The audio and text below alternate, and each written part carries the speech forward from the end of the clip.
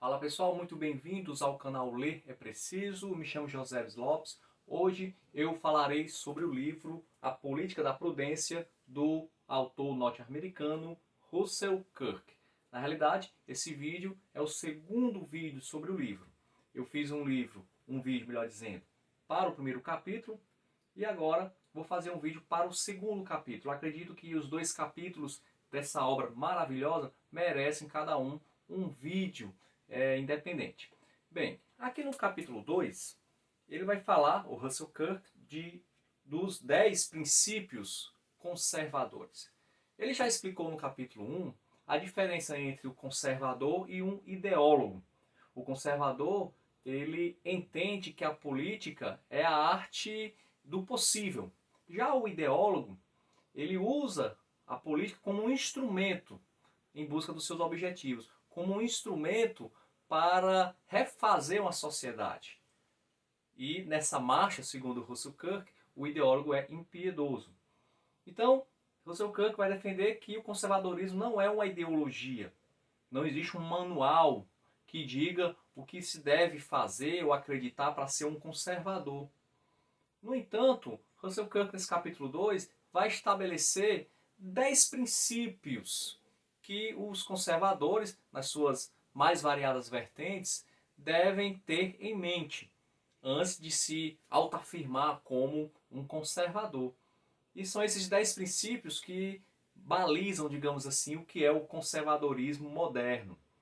E vamos a eles. O primeiro princípio, segundo Russell Kirk, é que o conservador acredita que há uma ordem moral duradoura. Ou seja, o conservador acredita que existem valores absolutos, que existem coisas que foram erradas no passado, são erradas hoje e continuarão sendo erradas no futuro.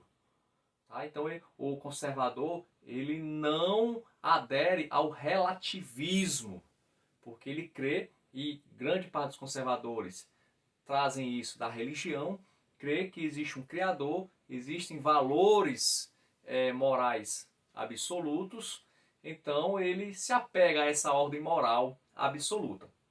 Segundo princípio do conservadorismo, segundo Russell Kirk, é que o conservador adere aos costumes, à convenção e à continuidade. Uma frase bem interessante de Russell Kirk é a seguinte: o conservador ele prefere o mal que conhece do que o mal que ele não conhece. O conservador ele entende que tudo aquilo que chegou até nós hoje chegou por um motivo. Muito do que chegou até nós hoje chegou porque se mostrou útil no passado. Então, muito dos costumes devem ser preservados porque se mostraram válidos. Quando os revolucionários eles querem reconstruir uma sociedade, eles estão rompendo com os costumes antigos. O conservador vê isso com muita cautela, muito perigo, porque, segundo o próprio Russell Kirk, a continuidade é o meio de unir geração a geração. Russell Kirk também diz o seguinte: quando revolucionários alcançam o poder, tendo apagado velhos costumes, escarnecido de antigas convenções e interrompido a continuidade das instituições sociais, ora, logo descobrem a necessidade de estabelecerem novos costumes, novas convenções e continuidade. Mas o processo é lento e doloroso, e a renovada ordem social que finalmente emerge pode ser muito inferior à antiga ordem, derrubada pelos radicais, zelosos na busca do paraíso terrestre. No capítulo 1, Russell Kirk vai até dizer que todas as utopias revolucionárias prometiam um paraíso na Terra, mas que no final eles foram infernos terrestres. E é isso que a revolução, os revolucionários acabam trazendo. Derrubam os antigos costumes, mas depois percebem que devem criar outros costumes, e na maioria das vezes são bem inferiores aos primeiros. O terceiro princípio do conservadorismo é que os conservadores acreditam no que se pode chamar de princípio da consagração pelo uso. Russell Kirk vai defender que a sabedoria acumulada pela raça humana é muito maior do que qualquer raciocínio individual de alguma pessoa da atualidade.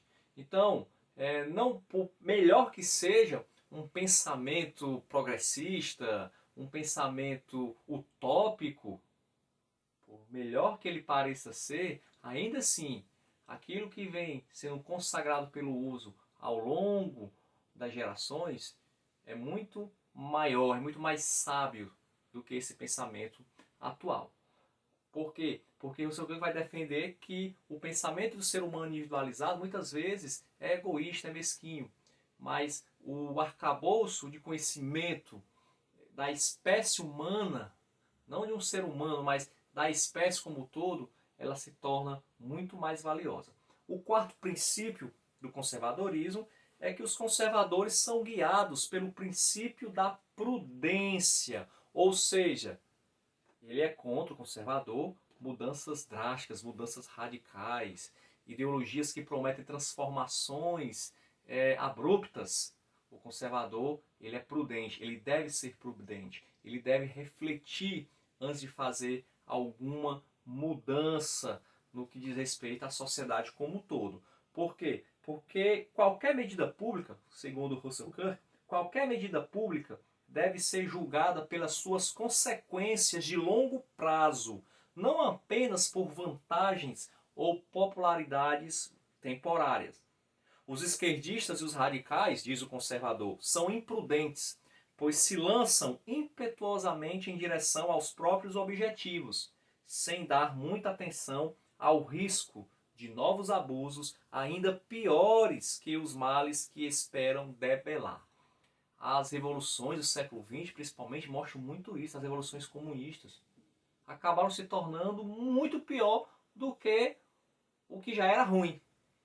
Então, em nome de uma justiça, em nome de uma igualdade social, do amor, da fraternidade, mataram muito mais, torturaram muito mais. Ou seja, muito cuidado com essas fórmulas mágicas, utópicas e revolucionárias. Ok? Isso, todo conservador tem isso em mente. O quinto princípio do conservadorismo, os conservadores prestam atenção ao princípio da variedade. Todo conservador ele entende que as pessoas são diferentes. O conservador ele é contra o igualitarismo. Essa ideia de que o ser humano ele tem que viver numa sociedade igualitária. Isso é utopia, não funciona. O conservadorismo entende que as pessoas possuem talentos diferentes, aspirações diferentes e isso não vai mudar. Evidentemente que uma sociedade com uma desigualdade muito grande vai fazer com que a sociedade ela sofra consequências dessa desigualdade. Então, o político conservador, por exemplo, ele deve trabalhar para que a desigualdade não seja tão grande também. Seja uma desigualdade aceitável para que os vários setores da sociedade vivam em harmonia. Mas o igualitarismo não é possível. E eu vejo muito isso, por exemplo, como professor, eu vejo isso daqueles colegas professores que são mais vibradores da esquerda, por exemplo, quando há manifestações nas ruas, às vezes a pauta é até coerente, é uma pauta até que eu concordo, mas quando você chega lá, você percebe que existem outras pautas, como a derrubada do capitalismo, ou então a honra ao socialismo, e esses professores, não são todos evidentemente, estou falando daqueles que são mais radicais, eles não entendem que cada professor é diferente. Eles não veem, eles não percebem isso, porque os esquerdistas, eles entendem o professor como uma classe. Ou seja, todo mundo é igual, tem que pensar igual, em prol da classe, em prol do movimento. Isso é um erro gritante nos esquerdistas. O movimento feminista também, por exemplo, entende e erra nisso, que as mulheres devem pensar de forma igual. O discurso é bonito, o discurso é que o lugar da mulher é onde ela quiser, a mulher faz o que ela quiser. No entanto, quando se tem uma mulher conservadora, uma mulher que não quer, por exemplo, uma vida profissional muito extenuante, ela quer a tranquilidade do lar, ela quer ficar com seu marido, com seus filhos, essas mulheres são criticadas pelas feministas, na maioria das vezes. Por quê? Porque as feministas entendem que a mulher deve pensar de uma maneira só. E elas digamos assim, se colocam, as feministas mais radicais, como representantes de todas as mulheres. Não, as mulheres são diferentes, são seres individuais, cada um com a sua aspiração, cada um com sua cosmovisão. Então, o conservador ele entende essa variedade. O utópico, o esquerdista, não. Ele busca a igualdade, ele busca a hegemonia. O próximo princípio, que é o princípio número 6, os conservadores são disciplinados pelo princípio de imperfectibilidade. Ou seja, o conservador ele entende que o ser humano ele é imperfeito. A natureza humana ela é má. E isso está muito de acordo com a teologia cristã. É muito perigoso alguns conservadores, e eu já vi isso, algumas pessoas que se dizem conservadores, ficar exaltando políticos como pessoas incorruptíveis. Eu vou citar aqui abertamente o nosso presidente Jair Messias Bolsonaro. Eu sou eleitor do Bolsonaro. Não tenho medo de falar, não tenho nenhum constrangimento, não arrependo de ter votado nele. É aquele que mais se aproxima daquilo que eu penso. Tenho muitas ressalvas, mas em vista do que nós tínhamos, votei nele e não me arrependo.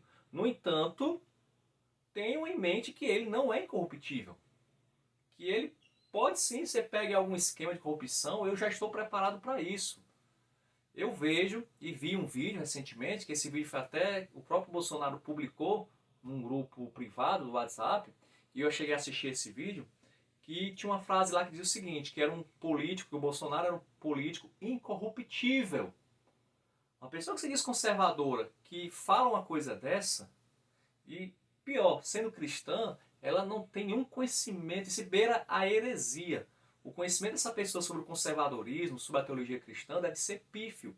Como assim uma pessoa incorruptível? Isso não existe. O único ser humano incorruptível que pisou aqui nessa terra chama-se Jesus Cristo, Deus encarnado. Todos os outros são corruptíveis, isso faz parte da natureza humana. E o conservador tem esse princípio em mente. Nós temos os políticos conservadores, temos alguns líderes conservadores, mas entendemos que eles são passíveis de erros. O esquerdista, ele já exalta mais a sua liderança. Ele já entende que existem pessoas iluminadas, que vão guiar as massas. E muitas vezes até idolatram. Nós vemos o que acontece com os líderes comunistas quando eles morrem nos países. O funeral grandioso que é, alguns são embalsamados. Ou seja, o esquerdista, o progressista, ele tem essa visão da perfeição dos seus líderes. O conservador não pode entrar nessa. E eu vejo alguns que se dizem conservadores trilhando o mesmo caminho perigoso. Não, o ser humano ele é corruptível. Todos. O sétimo princípio do conservadorismo é que os conservadores estão convencidos de que a liberdade e a propriedade estão intimamente ligadas. É a propriedade privada que faz com que o cidadão, a cidadã comum, entendam que o fruto do seu trabalho não será expoliado, não será dividido por aquele que não fez nada. E também traz um maior senso de responsabilidade.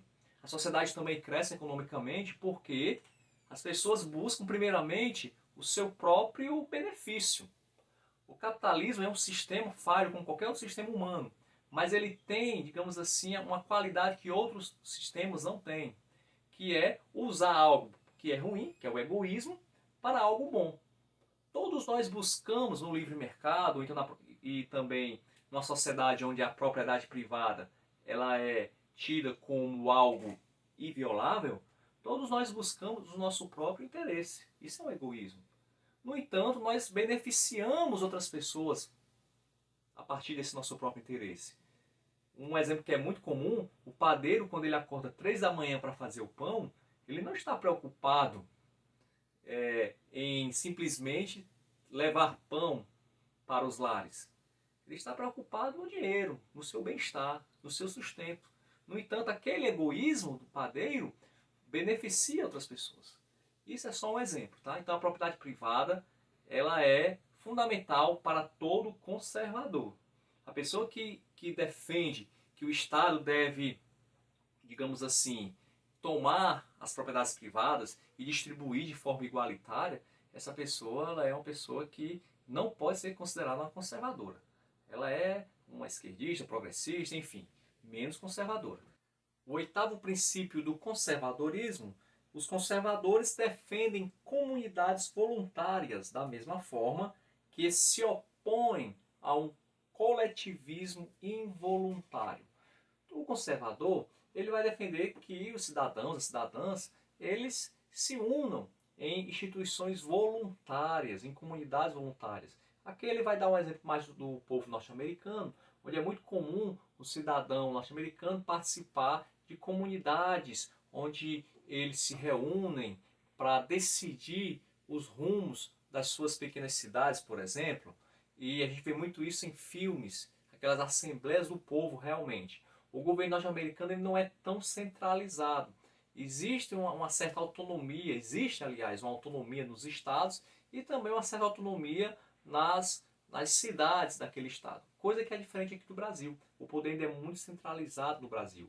E isso é ruim porque faz com que o cidadão e a cidadã não se sintam parte do processo político, não se sintam responsáveis. As leis, os decretos vêm de cima para baixo. Então o conservador, ele sugere, ele motiva que as pessoas se unam numa coletividade. Nós não somos contra, o conservador não é contra a coletividade, mas tem que ser algo voluntário e não algo imposto, algo centralizado e não um coletivismo involuntário. Esse tipo de coletivismo, o conservador, ele é veementemente contra. O nono princípio, estamos terminando, nono princípio, o conservador vê a necessidade de limites prudentes sobre o poder e as paixões humanas. Como nós vimos, o ser humano ele é imperfeito.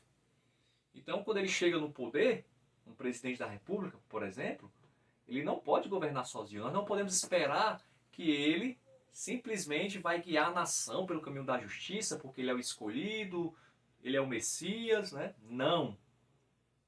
O povo vota, entende que ele pode ser um bom governante, a maioria. No entanto, deve-se haver freios, deve-se haver, digamos assim, sistemas que não permitam que ele faça o que bem entender. E aí nós temos as instituições judiciárias e Congresso, Senado, que muitas vezes mais atrapalha do que ajuda, mas são importantes. Ruim com eles, pior sem eles. Tá? Então não deve haver uma liberdade extrema para nenhum político, para nenhum governante. Por quê? Justamente porque esses limites são importantes, são limites prudentes. Não são limites também para amarrar as mãos do líder, mas são limites para evitar que, devido à sua natureza má, a sua imperfeição, ele faça coisas piores do que o que acontecia antes. O conservador, e aqui vamos finalizar com o 10º princípio, ele entende que a permanência e a mudança devem ser reconhecidas e reconciliadas em uma sociedade vigorosa. O conservador ele não é contra a mudança. Todo corpo vivo, quando ele quando ele não muda, ele morre. O conservador entende sim que deve haver mudanças na sociedade, deve haver reformas. No entanto, elas devem ser conciliadas com a permanência daquilo que deve ser conservado. Ou seja, reformar para conservar e não simplesmente destruir tudo e refazer algo novo. Isso o conservador é contra. Então as reformas devem ser feitas, mas sempre reformas reflexivas, ponderadas, entendendo que toda mudança traz uma perda. Com certeza algo vai ser perdido. O que vai ser ganho com a mudança pode superar o que foi perdido, mas nem sempre. Ou seja, numa mudança, a perda é certa, já o ganho não é certo. Por isso que deve haver reflexão. E o político conservador, ele deve ser um político prudente na hora das mudanças. Por isso o nome do livro, A Política da Prudência. Espero que você tenha ficado até o final desse vídeo, espero que tenha gostado. Se gostou, peço que dê um like no vídeo, se inscreva no canal e aguardo você nos próximos vídeos. E vamos ler porque ler é preciso.